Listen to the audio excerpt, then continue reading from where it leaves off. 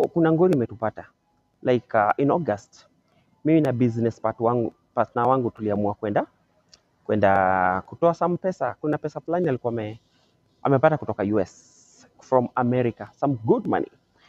So she was to withdraw the cash from the bank, and then we have local agents who are handling the money. So what she did was, the time she was supposed to go for the money, the person who is handling the cash insisted that she should not go with anybody to the bank. And number two, she should not tell anyone about it. She was to give out some percentage of the cash, which was slightly above 500,000 Kenya shillings. So what happened?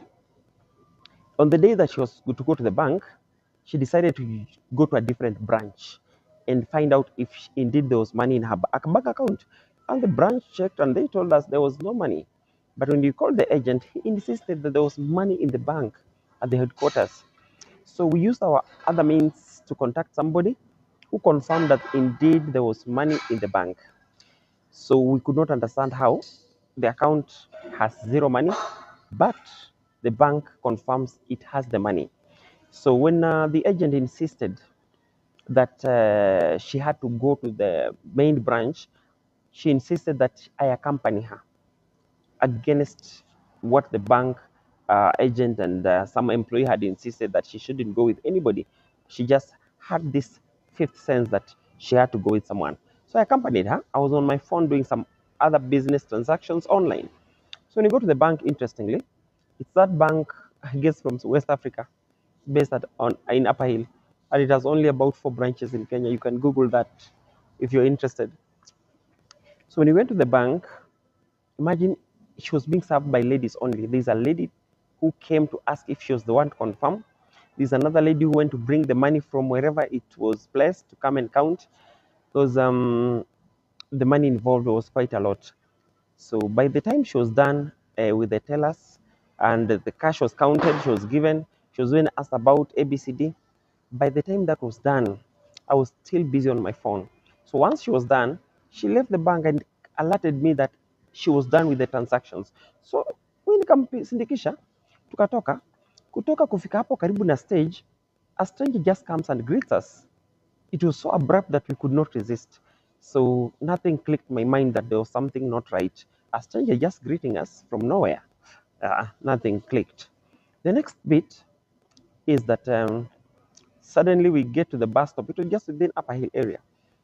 So when we get to the bus stop, we were to take an Uber. But then, based on how things were working so fast, the stranger, there's a vehicle that stopped in front of us. And when it stopped, I saw the stranger open the car boot, but he looked very nervous. Then he went to the front door to talk to the driver of that particular strange car. Then I noticed that he was looking at us suspiciously. Interestingly, my business partner is a prayerful woman. She prays, and that's why when she told me to accompany her, she even mentioned that she had a dream that she had been kidnapped. And I told her, nah, hizo ni stories za jaba, you know. Stories za jaba in the sense that these are things people talk about. Movies, people come up with the stories. So I didn't take it seriously because I didn't believe that such a thing can happen to us or to happen to her. The next thing, I was still busy on my phone, but then something tells me, no, we must do something immediately. There were two border riders next to us, the motorbikers, the motorbike taxi. So I decided I'll not go online to get an Uber. Instead, I told the motorbikes, told them where we are going, and I didn't even bargain for the pay, for how much, for the charge. We hopped onto the motorbikes at some supersonic speed, and I told her we must get moving. As we left the stage, I kept looking back to see whether the stranger was following us in their car. But I realized that the stranger was tongue-tied. The stranger was just gazing, wondering what was going on.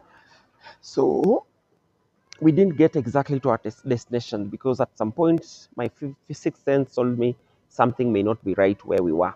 Because these motorbikers or the riders were going back to where we had escaped from. We had escaped from an alligator's or a crocodile's jaws. So we forgot to tell the riders not to reveal to the strangers where they had dropped us. So the next thing, I had to talk to the security in that building, the new building, the building we were to hide, to tell them that in case strangers show up, they should never be told about our whereabouts. They should just be told that these are fellows who had parked their vehicle here and have actually left.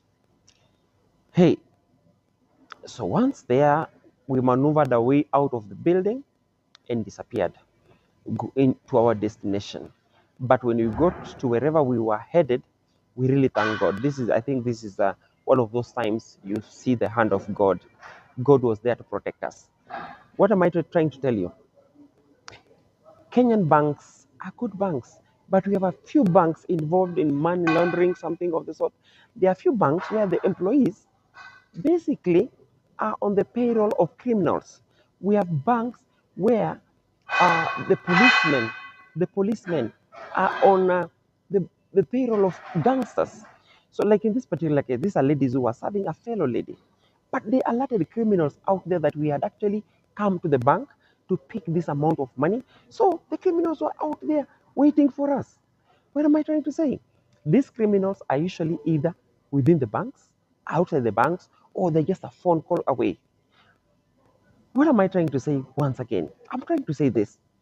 If these strangers had gotten hold of us, number one, they were going to kidnap us. Number two, they would empty all the bank accounts where we had secured the money. Number three, that they were planning to do, they would have killed us. That was a possibility.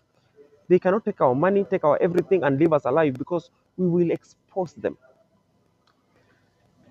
Let me tell you, if you have money, anytime you need to withdraw a large sum of money from the banks, be very careful. Get police security, trusted police security, because Kenya is suddenly becoming a crime scene. The banks are becoming a crime scene. The following day, I remember something happened. Someone just, I read on the TV news that someone had withdrawn about 1.5 million from the bank, and he walked home with the money in a briefcase. Interestingly, just when he was getting home, some gangsters appeared from nowhere, snatched him the money, and shot him in the leg. So your security begins with you. Some of these things you might think it's a big deal, paying like maybe you're carrying 1,000,000 shillings, paying a policeman 10,000 feels like a lot of money. But trust me, this is something that will save your life. It will save so much. And if possible, if you're going to withdraw money, you could get friends. You may not have to tell them exactly what you're going to do. But when you're a big number, it's rare. It's not possible for these people to just act. But trust me, there are people who wake up every morning going out to rob others, rape, and do everything that you can imagine. So what am I trying to say? Be very careful out here. It's not safe. Not just in Nairobi, not just in Kenya, around Africa and just around the world. But some places are crime scenes, crime zones. Be careful. And above all, trust in God. Guy, oh, God saved my life. I'll not forget about that.